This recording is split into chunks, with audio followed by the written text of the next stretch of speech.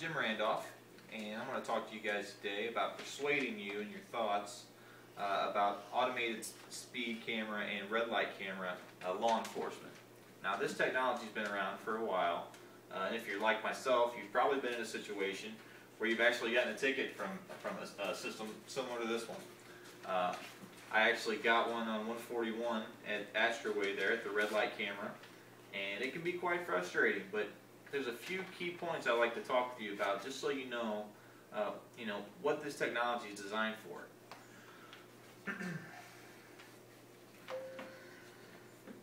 Here we see an officer who's given a ticket or a citation to a person.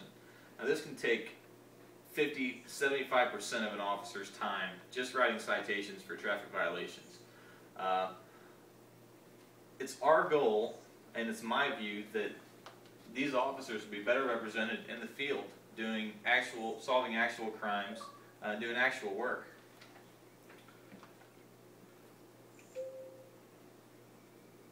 We all know the negative side of getting a slap on the wrist from these systems. But the positive side is, in most cases, they don't show up as a point violation on your record. And in most issues, they're much cheaper to resolve than actually getting a citation from an officer.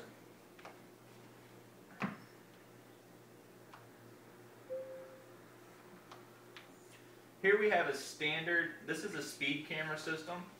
It's mobile, and it's usually going to be manned by an officer. And this system here is designed to operate primarily by using radar.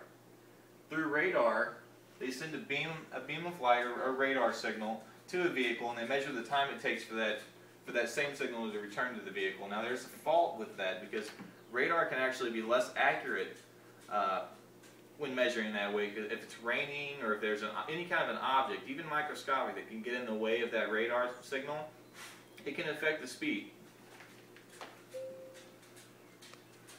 Here we have another type of speed camera system. It is primarily used for for school zones, for work zones, things to that nature. Now this system uses no radar at all. It's not detectable or by any scramblers or any means of that nature, and it's actually the first of its kind. Basically, there's a computer that's going to be housed in here. It's wired up to the camera, and it actually measures the distance that an object travels for every frame per second. So if an object is to travel just a short distance relative to the computer, it'll measure the distance over the time and convert that to miles per hour.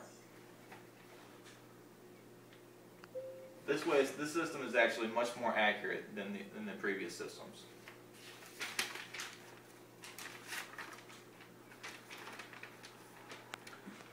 In St. Ann, they've recently implemented this system at their Hake Middle School.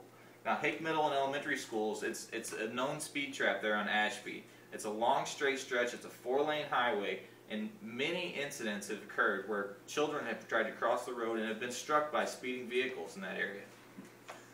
Since we've implemented this system in that area, we have seen an 85% drop in incidents. First, we were seeing like 100 speeders per hour come through St. Ann. Now, we're seeing about 15, if that.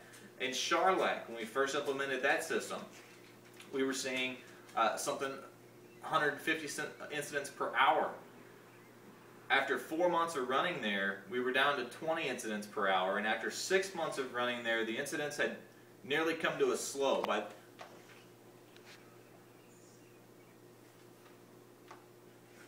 like to take a moment now and show you a video that I found from KSDK-12 covering just this type of information.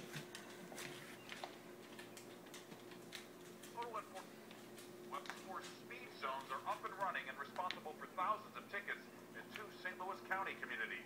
News Channel 5's Casey Nolan is live in St. Ann tonight with the newly released numbers of just how much money the new programs are bringing in. Casey? Yeah, Mike, thousands of tickets and more than $100,000 in fines. That's just since this spring when the cameras went up. But ask those in charge, they'll tell you the cameras are also paying off in safer roadways. Green thumb or not, Charlie Kelly spends a lot of time in the yard of his St. Ann home. Even when it was like 100 degrees, I was out here. And he has the pulse of how drivers behave on the next street over. Actually, there's quite a bit of speeding. That wouldn't bother me except if you got the kids right there at the school. Ashby Road in St. Anne is the way to Hank Middle School and home to the city's newest attempt to slow down drivers. Oh, I'll slow down. That's for sure. Everybody respects that camera. They go to the school zone and stuff. In March, the city installed radar-equipped cameras capable of tracking speeds and recording violations. Since then, Charlie Kelly has noticed fewer breakneck speeders and more brake lights. Yeah, I can tell it's slowed quite a bit. The city agrees and says it has the stats to back it up. According to the city of St. Anne, more than 100 drivers an hour were speeding through this school zone before the cameras, and since the installation, that number has dropped by 85%. Down the road in Charlotte, cameras also went up, and they too say speeding is down. Here, the photo enforcement is on Interstate 170, a short stretch that runs through Charlotte's jurisdiction. The city says it's collected about 11 grand on 1,800 tickets, reducing speeding by 80%. St. Anne cameras have helped issue more than 6,700 tickets and brought in more than $150,000 for the city. But considering it's in a school zone, that's a price Kelly is fine with. Well, I think for the kids it's a real good thing. And if you're not speeding, you don't get a ticket.